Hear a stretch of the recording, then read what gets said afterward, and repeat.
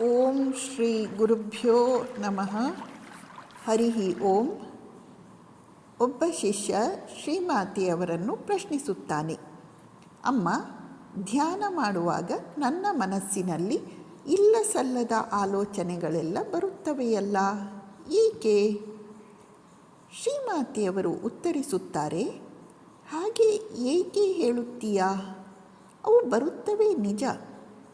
ಯಾವುದೇ ಆಗಲಿ ನಿನ್ನನ್ನು ತಾನಾಗಿ ಬಿಟ್ಟು ಹೋಗುವುದೇನೋ? ಪ್ರತಿಯೊಂದು ತನ್ನ ಕಡೆಗೆ ಕೆಳಕ್ಕೆಳೆಯುವುದಕ್ಕೆ ನೋಡುತ್ತದೆ. ಶ್ರೀಮಾತೆಯವರು ಹೇಳುತ್ತಿದ್ದಾರೆ, ಕೆಟ್ಟ ವಿಚಾರಗಳು ಬರುತ್ತವೆ, ಇಲ್ಲ ಸಲ್ಲದ ಯೋಚನೆಗಳು ಬರುತ್ತವೆ ನಿಜ. ಅವೆಲ್ಲ ನಮ್ಮನ್ನು ಕೆಳಕ್ಕೆ ಎಳೆಯಲು ಪ್ರಯತ್ನಿಸುತ್ತಿರುತ್ತವೆ. ನಾವು ಛಲ ತೊಟ್ಟು ಮರಳಿ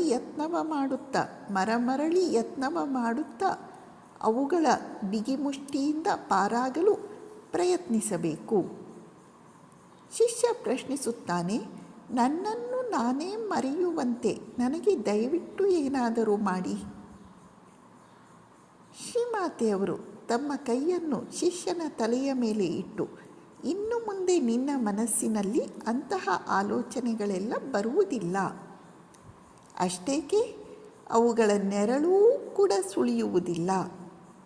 ಎಷ್ಟು ಅದ್ಭುತವಾದ ಆಶೀರ್ವಾದ!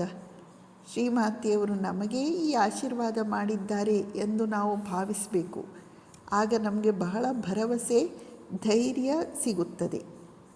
ಶಿಷ್ಯ ಪ್ರಶ್ನಿಸುತ್ತಾನೆ, ಸಾಕಾರ ಧ್ಯಾನ ನನ್ನಿಂದ ಸಾಧ್ಯವಾಗುತ್ತಿಲ್ಲ.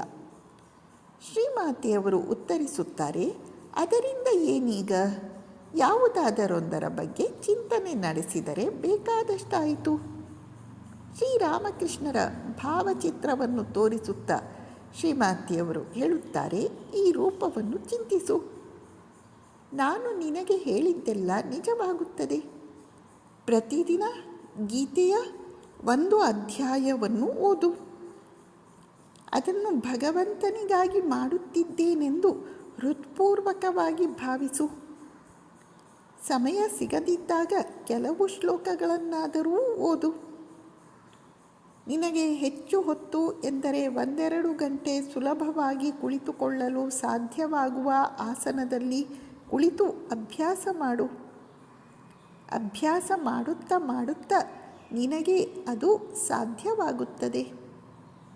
ಕಾಲುಗಳು ನೋಯಲಾರಂಭಿಸಿದರೆ ಭಂಗಿಯನ್ನು ಬದಲಾಯಿಸು.